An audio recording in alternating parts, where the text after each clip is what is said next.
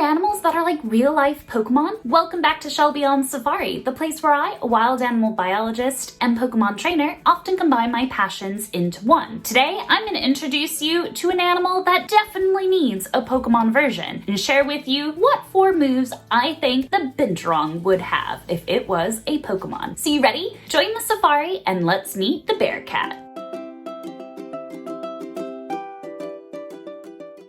Now don't get confused by the name. The bear cat is definitely not a bear and definitely not a cat. They're actually more closely related to civets. Found in the rainforest of Asia, the Binturong has some incredible adaptations that I think give us some clues as to what their real-life Pokemon moves would be. They are mainly nocturnal and during the day, well, they might catch some Z's while sleeping in the sun. Then when night falls, they'll move slowly around to look for fruit, vegetables, rodents, and even fish. Quite the opportunistic eater. The first move that I think a Binturong Pokemon would have is Tail Whip. The Binturong is one of only 2 carnivores that have a prehensile tail. Take a look at this. The Binturong is using its tail almost like an extra hand. And while apparently young Binturong, also known as binlets, have been seen hanging upside down, completely supporting themselves by their tail, adult Binturongs, well, they're a bit heavier, so they need a bit extra support and might use a limb or 2. The tail is not only useful for extra grip, but also for a brake. As they're climbing down a tree, the tail can be used to slow them down. The next Pokemon move that I think the Binturong would know is Seed Bomb. And this one's, well, a little bit different. You see, Binturongs have a unique relationship with the Strangler Fig. Binturongs love to eat them, and the Strangler Fig needs their help to germinate. The Binturong is one of only 2 known animals that have the digestive enzymes capable of softening the tough outer covering of the fig seeds. So with the Binturong eating the Strangler Fig, digesting it, and then excreting it, they certainly play an important part in the rainforest by helping disseminate the seeds. The third move that I think a Binturong Pokemon would know is Hone Claws. Claws are quite important for helping support their arboreal lifestyle, like their tail does. It can also rotate their hind legs so that its claws still have a grip when climbing down the tree. Their claws are semi-retractable, help giving them this extra bit of grip. The fourth and final move that I think a Binturong Pokemon would know would be Odor Sleuth.